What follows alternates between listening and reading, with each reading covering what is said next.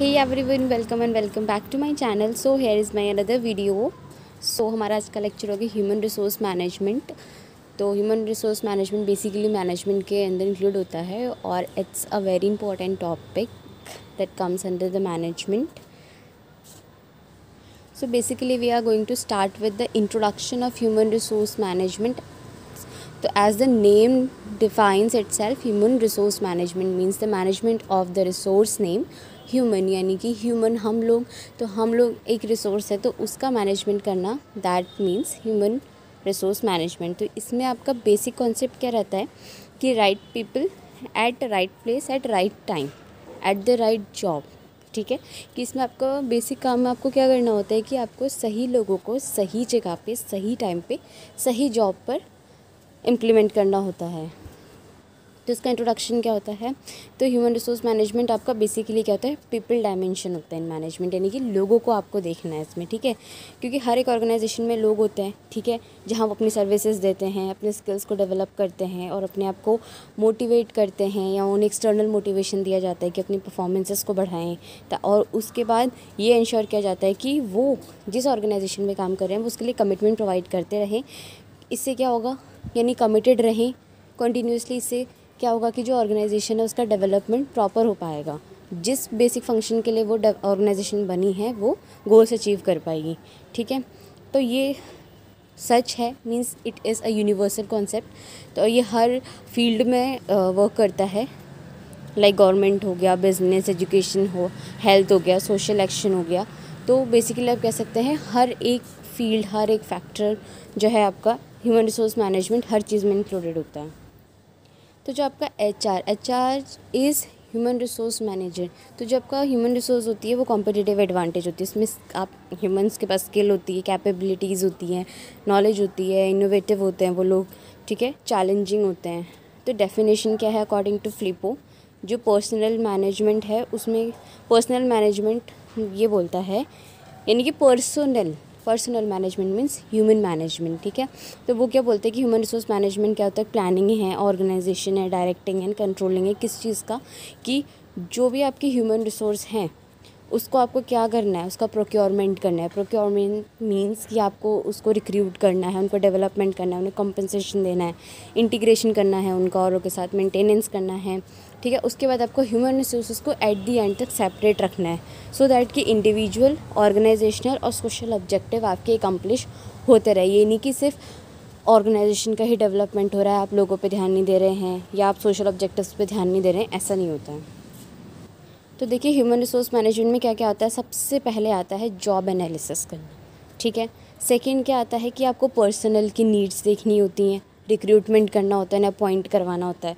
ठीक है, उसके बाद आपको अपने रिक्रूटमेंट आप कैसे करेंगे, एडवर्टीज़मेंट के थ्रू करेंगे. ठीक है, पैम्पलेट्स, बैनर्स. तो इससे क्या होगा, लोगों को पता चलेगा कि कहीं वैकेंसीज़ हैं या कहीं जॉब अवेलेबल हो रही हैं. उसके बाद आपको क्या करना है, आपको सही लोग, जो उस जॉब के लिए सही लोग हैं उन्हें सिलेक्ट करना है. उसके बाद क्या करना है, उनको ओरिएंट करवाना है, ट्रेनिंग करवानी है उनकी. ठीक है, उसके बाद आपको क्या करना है, वेजेस और सैलरीज़ मैनेज करनी होती हैं ऑफकोर्स, क्योंकि कोई बंदा काम करेगा तो वो ऑफकोर्स सैलरी डिमांड करेगा. उसके बाद आपको उसे बेनिफिट और इंसेंटिव्स भी प्रोवाइड करने होते हैं.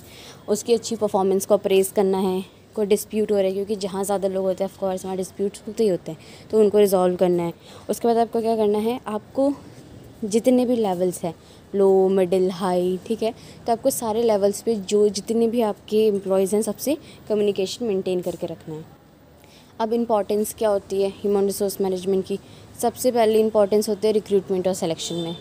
ठीक है, क्योंकि लोगों को लाना, जॉब पे रखना, दैट इज़ मोस्ट इम्पॉर्टेंट.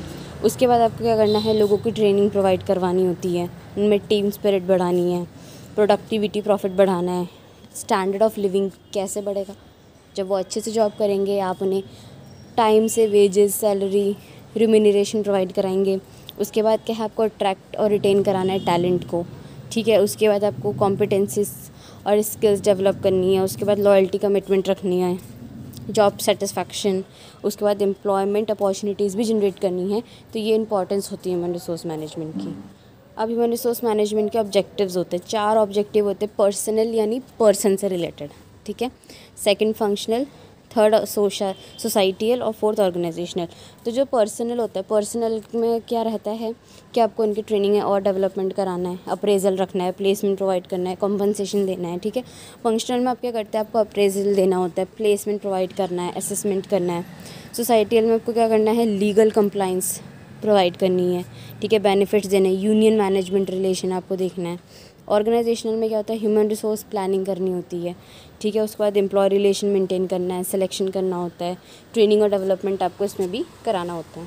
तो देखिए जो ऑर्गेनाइजेशनल ऑब्जेक्टिव होता है उसमें क्या होता है कि ह्यूमन रिसोर्स मैनेजमेंट का रोल ये क्या रहता है कि वो ऑर्गेनाइजेशनल इफेक्टिवनेस लेके आता है, ठीक है। पर्सनल ऑब्जेक्टिव में क्या होता है कि आपको एम्प्लॉय को असिस्ट करना है कि वो अपने पर्सनल गोल्स को अचीव कर सके, ठीक है, एटलीस्ट इतना फार कि उसके गोल्स भी अचीव हो और ऑर्गेनाइजेशन को भी बेनिफिट मिले at the same time.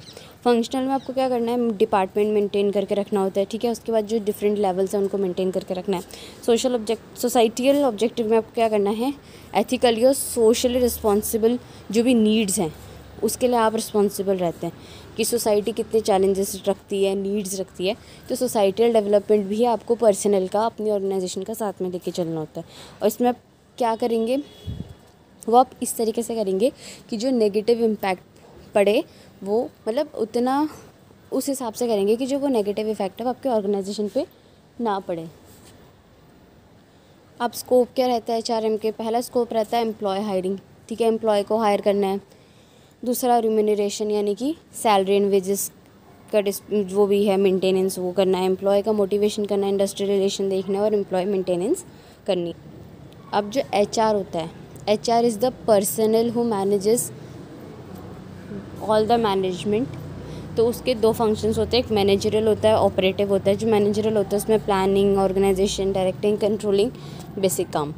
Operative में क्या करना है, स्टाफिंग करना है, डेवलपमेंट करना है, कॉम्पनसेशन करना है, मोटिवेशन रखना है, मेंटेनेंस करनी है, इंटीग्रेशन करना है। तो ये फंक्शन है HRM के। सबसे पहले देखिए ऑर्गेनाइजेशन का मिशन होता है, ठीक है, फिर उसके बाद ऑब्जेक्टिव्स होते हैं, फिर ह्यूमन रिसोर्स मैनेजमेंट के ऑब्जेक्टिव्स आते हैं, उसके बाद क्या होगा, स्ट्रेटजीज़ और पॉलिसीज़ आती हैं, उसके बाद मैनेजरल फंक्शन आता है HRM का। तो मैनेजरल फंक्शन मैंने बताए थे अभी, planning, organizing, staffing, directing and controlling, ये 5 फंक्शन मैनेजरल हो गए। ऑपरेटिव क्या है, employment, human resource development, compensation management, employ relation, maintenance. तो जब एम्प्लॉयमेंट की बात आएगी तो एम्प्लॉयमेंट में ह्यूमन रिसोर्स प्लानिंग आएगी, रिक्रूटमेंट होगा, सिलेक्शन, इंडक्शन, प्लेसमेंट, ये सब आपका एम्प्लॉयमेंट में आएगा। फिर जब आप ह्यूमन रिसोर्स डेवलपमेंट में देखेंगे तो जो परफॉर्मेंस पर्सन कर रहा है उसको अप्रेस करनी है, ट्रेनिंग प्रोवाइड करनी है, डेवलपमेंट प्रोवाइड करना है, कैरियर प्लानिंग डेवलपमेंट प्रोवाइड करना है, ऑर्गेनाइजेशनल चेंजेस प्रोवाइड करने हैं, ऑर्गेनाइजेशन का डेवलपमेंट आपको मेंटेन रखना है। कॉम्पनसेशन में क्या करना है, आपको उसको एम्प्लॉयमेंट प्रोवाइड करना है, जॉब इवैल्यूएशन करनी है, वेजेस और सैलरी एडमिनिस्ट्रेशन करना है, फ्रिंज बेनिफिट्स प्रोवाइड करना है। उसके बाद एम्प्लॉय रिलेशन क्या है कि आपको एम्प्लॉयमेंट देखना है, मोटिवेशन देखना है, जॉब सेटिस्फैक्शन देखना है, कम्युनिकेशन देखना है, ठीक है, ग्रीवियंस और डिसिप्लिनरी देखना है आपको, कलेक्टिव बार्गेनिंग करनी है, कन्फ्लिक्ट मैनेजमेंट करना है, पार्टिसिपेटिव मैनेजमेंट करना है। फिर मेंटेनेंस में क्या करना है आपको देखना है, हेल्थ, सेफ्टी, सोशल मतलब सोसाइटी से related issues, security, welfare schemes लेके आनी है, पर्सनल रिकॉर्ड्स रखने हैं, ठीक है, पर्सनल रिसर्च करनी है, पर्सनल ऑडिट करना है। जो ह्यूमन रिसोर्स मैनेजमेंट होता है उसके इन्वायरमेंट होते हैं, एक्सटर्नल और इंटरनल फैक्टर्स से अफेक्ट करते हैं। जो एक्सटर्नल फैक्टर्स होते हैं वो पेस्टल का मेमोनिक है उसका, ठीक है। पहला है पॉलिटिकल फैक्टर्स अफेक्ट करता है, इकोनॉमिकल फैक्टर्स अफेक्ट करते हैं, social factors, technical factor, environmental factor, legal factor. क्योंकि आप कोई भी ऑर्गेनाइजेशन अगर कहीं पे डेवलप हो रहा है या कहीं पे बिल्डअप हो रहा है तो उसमें ये सब चीज़ें आती है, क्योंकि as a part of society है वो, तो इसमें ये सब चीज़ें आती है। क्योंकि उसमें इकोनॉमिकल ऑफ कोर्स आएगा, पॉलिटिकल आएगा, सोशल, टेक्निकल, एनवायरमेंटल, तो ये सारे फैक्टर्स जो होते हैं ऑर्गेनाइजेशन को डिस्टर्ब करने में इनका बहुत वो रहता है, प्रेफरेंस कह सकते हैं या मेन रोल कह सकते हैं। तो ये चीज़ें कहीं ना कहीं ऑर्गेनाइजेशन को बहुत अफेक्ट करती है। तो ये एक एक्सटर्नल फैक्टर आते हैं आपके इन्वायरमेंट में HRM के। इंटरनल फैक्टर्स क्या है कि मिशन क्या है, पॉलिसीज़ क्या हैं, फिर ऑर्गेनाइजेशन का कल्चर क्या है, ऑर्गेनाइजेशन का स्ट्रक्चर कैसा है, HR का सिस्टम कैसा है, वर्कफोर्स डाइवर्सिटी कैसी है, यूनियंस कैसी हैं, एम्प्लॉय डिमांड क्या है, एक्सपेक्टेशन क्या है, ये सब कुछ आता है। फिर आते हैं इसमें HR के रोल क्या होते हैं ऑर्गेनाइजेशन में। तो पहला रोल होता है मैनेजर का। तो इसमें उसका काम क्या होता है कि जितने भी फंक्शनल एरियाज़ हैं वहाँ पर उसका एडमिनिस्ट्रेशन और कोऑर्डिनेशन देखेगा प्रोग्राम का, ठीक है। दूसरा वो ये करेगा कि जो भी एचआर पॉलिसीज़ बन रही हैं उस वो डिज़ाइन कैसे हो रही हैं, ठीक है, इम्प्लीमेंटेशन उनका हो रहा है नहीं है, कैसे हो रहा है, ठीक है। उसके बाद अगर कोई इश्यूज़ वगैरह हो रहे हैं तो वो उनको एडवाइस वगैरह भी करेगा। फिर सेकेंड आता है एचआर एग्जीक्यूटिव का। तो इसमें वो क्या करता है, जो भी पॉलिसीज़ हैं और स्ट्रैटेजी एचआरएम की उसको कंबाइन करता है, ठीक है। तो वो क्या करता है, रिक्रूटमेंट और कॉम्पनसेशन प्रोवाइड करता है। फिर थर्ड फंक्शन होता है एचआर फैसिलिटेटर का। तो एचआर क्या करता है, एक फैसिलिटेटर की तरह काम करता है। वो क्या करता है, जब ट्रेनिंग और डेवलपमेंट प्लान्ड होते हैं तो वो क्या करता है, कंडक्ट कराता है और उसके बाद उसमें वो परफॉर्मेंस अप्रेजल भी प्रोवाइड करता है, ठीक है। एचआर कंसल्टेंट का काम भी करता है, यानी कि जब मैनेजर्स को कोई प्रॉब्लम हो रही होती है कि वो एम्प्लॉयज़ को सुपरवाइज़ नहीं कर पा रहे होते हैं, तो मैनेजर्स जो होते हैं एचआर कंसल्टेंट से एडवाइस वगैरह सीख करते हैं, ठीक है। उसके बाद आता है एचआर सर्विस प्रोवाइडर। यहाँ पर क्या करता है कि वो इन्फॉर्मेशन देता है मार्केट स्टैटिस्टिक्स पे, ठीक है, कि पर्सनल किस हिसाब से आपको अवेलेबल है, किस हिसाब से आपको उनकी वेजेस वगैरह उनको प्रोवाइड करनी है, इंक्रीमेंट करना है नहीं करना है, या जो भी कुछ है, तो ये सर्विस प्रोवाइडर की तरह भी काम करता है।